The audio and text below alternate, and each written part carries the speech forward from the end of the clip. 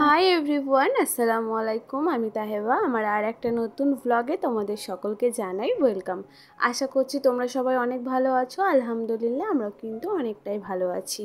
বলি না, যখন আমরা কোনো কিছু চিন্তা ভাবনা করি তখনই দেখবে কোনো না ভাবে সেই চিন্তা ভাবনাটা জল ঢালতে কিন্তু কেউ না কেউ হাজির হয়ে যায়। তো যেমনই ধরো আজকে ওই ঘুম থেকে উঠেছি বিকেলবেলা, তো বিকেলবেলা ঘুম থেকে ওঠার পর একটু ঘোরাঘুরি করে টুকটাক ঘরের কাজকর্ম করে চাদরটা দুপুরবেলা ধুয়ে দিয়েছিলাম।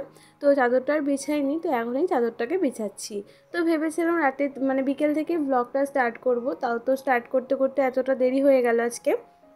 তারপরে পুরো ব্লগটা কিন্তু কন্টিনিউ করতে পারলাম না। কী জন্য করতে পারলাম না সেটা তোমাদের সাথে একটু পরে শেয়ার করছি। তো এখন বিছানা চাদরটা একটু ভালো করে গুছিয়ে টান টান করে নিচ্ছি। আর রাত্রিবেলাতেও না আমি প্রত্যেক দিনই কিন্তু এরকমভাবে বিছানাটা পুরো পরিষ্কার করে ভালোভাবে গুছিয়ে তারপরেই কিন্তু শুতে যাই।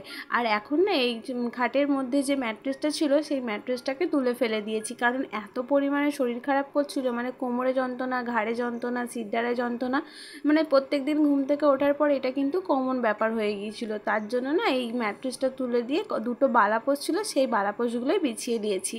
এখন একটু চা করে নিয়ে এসেছি, চা খাচ্ছি, আর তার সাথে কিন্তু ছেলেকে এখন পড়াতে বসে পড়েছি। আর যে ভিডিওটা কন্টিনিউ করতে পারিনি তার কারণ হচ্ছে এই যে সন্ধ্যেবেলা থেকে কিন্তু প্রচুর জোরে বৃষ্টি আরম্ভ হয়ে গিয়েছিল। ছেলে পড়তেও যেতেও পারিনি, তাই ঘরেতেই একটু পড়ালাম, তারপরে একটু খাইয়ে দাইয়ে ওকে না ঘুম পাড়িয়ে দিয়েছি। আর মোটামুটি সবারই খাওয়া দাওয়া হয়ে গেছে, একবার করে কারেন্ট যাচ্ছে, একবার করে কারেন্ট আসছে। আর এই কারণে না পুরো ভিডিওটা কন্টিনিউ করা হয়নি। তো ভাত ছিল, কিছু রান্না ছিল না তরকারি, তো তার জন্য না একটু ডাল আর ডিম করে নিলাম। ডিমগুলো সিদ্ধ করে নিয়েছিলাম ডালের সাথে, তারপরে এখন কিন্তু ফোড়ন দিয়ে দিলাম হিং আর শুকনো লঙ্কা দিয়ে। তারপরে বারবার কারেন্ট চলে যাওয়ার জন্য ভিডিওটা কিন্তু আর কন্টিনিউ করতে পারিনি, কারণ আমাদের ঘরে না খুব বেশি একটা আলো আসে না, তাই রাত্রিবেলার দিকের ব্লগটাও আমি কন্টিনিউ করতে পারি না। আর এই যে দেখো এত বৃষ্টি হয়েছিল, ছাদটা পুরো ভেজা ভেজা হয়ে গেছে। মা না এখানে ছাদটা সকালবেলা ঝাড় দিয়ে দিয়েছে আর জলটা পুরোটাই বার করে দিয়েছে, তবুও এখন কিন্তু জল আছে। কালকে অনেকগুলো জামা কিন্তু দুপুরবেলা থেকে পড়েছিল, জামা কাপড়গুলো মেলে দেওয়া হয়নি, কারণ বৃষ্টি মেঘও করেছিল। আর এই দড়িটাতে না সব জামা কাপড়গুলো ধরেনি, তাই এখন বেশ কিছু জামা কাপড় যেগুলো ছিল সেগুলোকে মেলে দিচ্ছি। এখনও পর্যন্ত কোনো কিছু খাইনি, আর ভাবছি একটু স্নান করে নেবো, এত গরম হচ্ছে। আর কালকে কিন্তু বেশ কিছু দোকান বাজার অনলাইন থেকে অর্ডার করেছিলাম, তো সেগুলো এসেছে, সেগুলো কিন্তু গোছানো এখনও হয়নি, তাই সেগুলো এখন গোছাবো। আর কয়েকদিন ধরে কিন্তু মনটা ভীষণ খারাপ হয়ে যাচ্ছে, তাই কাজ করতেও না খুব বেশি একটা এনার্জি লাগছে না। কালকে দুপুরবেলায় এই জিনিসপত্রগুলো এসেছে, গোছানোর মতন যেন এনার্জি পাচ্ছিলাম না, তাই গোছাচ্ছি করে করে কিন্তু একটা সারাটা দিন কিন্তু এইভাবেই পড়ে রইলো জিনিসগুলো। তাই এখন একটু এই যে পাউরুটি ছিল, তো পাউরুটিগুলোকে একটু সেঁকে নিয়েছি, দিয়ে একটু চা নিয়ে মায়েদের ঘরে বসেছি এই জানালার ধারটায়।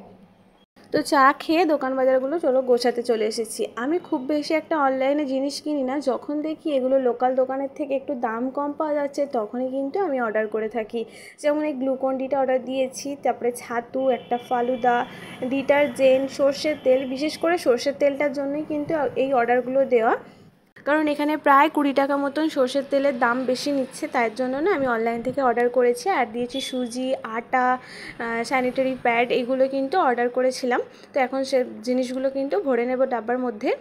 আগেও খুব একবার করেছিলাম, তো যেগুলো কম দাম দেখেছি দোকানের থেকে সেগুলোই কিন্তু অর্ডার করেছি। এই সুজিটা না খুব ভালো ফরচুনের, তো ফরচুনের এই সুজিটা তোমার 500 গ্রাম সুজির দাম নেয় 34 টাকা, তো এখানে দোকানের থেকে দেখি অনেকটাই কম, তাই সুজিটা অর্ডার দিয়েছিলাম। আর এই যে ফালুদা মিক্সটা, এটা তো পাওয়া যায় না আমাদের এদিকে দোকানে, তাই আমি কি করেছিলাম অর্ডার দিয়েছিলাম। আর 5 কেজি একটা আটার প্যাকেট অর্ডার দিয়েছিলাম। তোমরা যদি আমার ভিডিওর এই পর্যন্ত দেখে থাকো, তোমাদের যদি কোনো পার্ট বা অংশ ভালো লেগে যায় তাহলে কিন্তু একটা লাইক করতে ভুলো না, কারণ তোমাদের একটা লাইক আমাকে পরবর্তীকালে আরও নতুন নতুন ভিডিও করতে উৎসাহিত করে। তো সমস্ত জিনিসগুলো কিন্তু কৌটোর মধ্যে ভরে নিচ্ছি। আর সত্যি কথা বলতে কি বলো তো, এই গণেশের আটাটা না খুব ভালো। আগের দিনকে আব্বা একটা 1 কেজির প্যাকেট এনেছিল, তো ওটা তো শেষ হয়ে গিয়েছিল, তাই আর একটুখানি কিন্তু লুজ আটা এনেছিল, তো ওই 5 কেজি গণেশ আটার সাথে এটাও কিন্তু মিক্স করে দিলাম। আর এখন সোজা চলে যাব স্নান করতে, স্নান করে এসে রান্নাবান্নাটা বসিয়ে দেবো। আজকে যেহেতু অনেকটা বেলা হয়ে যাচ্ছে, তাই ভাবলাম স্নানটা করে রান্নাটা তারপরেই বসাই। আজকে রান্না বান্নারও সেরকম কিছু নেই, মা একটা লাউ এনেছিল মানে কিনে, তো সেই লাউটাকেই ভাবছি আজকে লাউয়ের ডাল করব। তার সাথে শুকনো লঙ্কা পেঁয়াজ দিয়ে আলু চচ্চড়ি, পটল ভাজা, আর খাওয়ার সময় ডিম ভেজে নেব। তো চলো তোমাদের সাথে এই লাউ কাটতে কাটতে কিছু কথা শেয়ার করে নিই। রিসেন্টলি আমার সাথে এত বাজে বাজে মানে বাজে রকমের অভিজ্ঞতা হচ্ছে, তো সেগুলি তোমাদের সাথে শেয়ার করব। তোমরা অনেকেই জানো, আবার অনেকেই জানো না যে আমি মিশোতে নতুন সেলার হয়েছি। তো আগে আমার বিজনেসটা কিন্তু বাড়ি থেকেই হতো। এখন আমি বিজনেসটাকে বাড়ানোর জন্য মিশোতে আমি সাপ্লায়ার হয়েছি। তো রিসেন্ট আমার এই একটা মাস মতন হয়ে গেছে আমি অ্যাকাউন্টটা খুলেছি। সেখানে আমি 23টা মতন ক্যাটলগ আপলোড করার পরও আমার কিছু ক্যাটলগ ব্লক হয়ে গেছে। তো আমি সেখানে কাস্টমার কেয়ারে ফোন করে জানিয়েছি। তো জানানোর পরও বলেছিল নাকি যেগুলো আমার ডিলিট হয়ে গেছে, মানে ব্লক করে দিয়েছে, তো সেগুলো নাকি জিএসটি নাম্বার লাগবে। তো আমি তো ফার্স্টে জিএসটি না ছাড়াই কিন্তু এখানে সাপ্লায়ার হয়েছি। এখন প্রবলেম হচ্ছে আমার প্রায় মাসখানেকের মতন তো হয়েই গেছে। তারপরে আমার একটা বেডশিটের ওপর মনে হয় 7-8টা অর্ডার এসেছিলো, ঠিক আছে।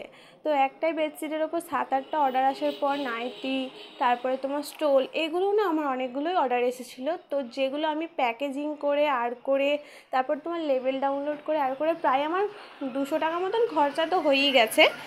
এই 200 টাকা খরচা হয়ে যাবার পরও আমার কাছে কী রয়েছে জানো, সমস্ত কিছুই রয়ে গেছে। কারণ কোনো রকম ডেলিভারি বয় কিন্তু আমার ওইগুলো পিক আপ করতে আসেনি। এতটাই বাজে আমার একটা অভিজ্ঞতা হচ্ছে, তোমাদের সাথে এটা শেয়ার করলাম। জানি না এটা আমার সাথে আর মানে এখনও পর্যন্ত মিটবে কি না, তবুও এই জিনিসটা আমার সাথে বারবার হয়ে যাচ্ছে। লাস্ট পর্যন্ত আমি তো কুরিয়ার পার্টনারটাকেই ব্লক করলাম। অন্য কুরিয়ার পার্টনারের মানে আসার কথা ছিল, সেটাও নিতে এলো না। তারপরে সংসারের কাজ, ইউটিউব, সেলাই, টিউশন পড়ানো, ছেলে বাচ্চা কাচ্চা, মানে আমি তো পুরো একটা নাজেহালের মধ্যে আছি। বুঝতেই পারি সব কিছুই যে একা হাতে সব কিছু সামলানোটা খুব একটা ইজি ব্যাপার নয় যতটা মনে হয়। আর যতটা আমি ভেবেছিলাম যে অনেকটা ইজি হবে, কিন্তু ইজিটা সত্যিই ইজি নয়, অনেকটা খাটনি আছে। আর দেখা যাক মিশো কবে আমার জিনিসগুলো নিতে আসে। তো যাকে ওদিকে দেখলে তাড়াতাড়ির মধ্যে রান্নাবান্নাগুলো করলাম, অনেকটা দেরি হয়ে গেছিলো। রান্নাবান্না করে দুপুরবেলা খাওয়া দাওয়া করে বিকেলবেলায় না একটুখানি মানে ওই ম্যাঙ্গো লস্যিটা বানিয়েছিলাম, যেটা আমি রূপকথাদির ভিডিও দেখে মানে তৈরি করেছিলাম। আর নিজের কিছু একটু দিয়েছিলাম, ওই চাট মশলাটা দিয়েছিলাম, তো আর একটু বিট নুন দিয়েছিলাম। খেতে কিন্তু দারুণ হয়েছিল ম্যাঙ্গো লস্যিটা। তোমরাও কিন্তু বাড়িতে এরকমভাবে একবার ম্যাঙ্গো লস্যিটা বানাতে পারো, বেশ খেতে দারুণ লাগে। বিকেলবেলার দিকে বিশেষ করে খেতে বেশি ভালো লাগে, কারণ একটা গরম গরম আবহাওয়া, আর তার সাথে এরকম ঠান্ডা ঠান্ডা একটা লস্যি। আর বাড়িতে বানালে কমেন্ট করে জানাতে কিন্তু ভুলো না। তো চলো, ভিডিওটা আজকে এইটুকুনি আর এখানেই শেষ করছি। ভালো লাগলে অবশ্যই লাইক করে দিও, আর আমার চ্যানেলে নতুন হয়ে থাকলে চ্যানেলটা কিন্তু সাবস্ক্রাইব করে আমার পাশে থেকে যেও। দেখা হচ্ছে তোমাদের সাথে নেক্সট আর একটা ব্লগে, ততক্ষণ কিন্তু সবাই ভালো থেকো।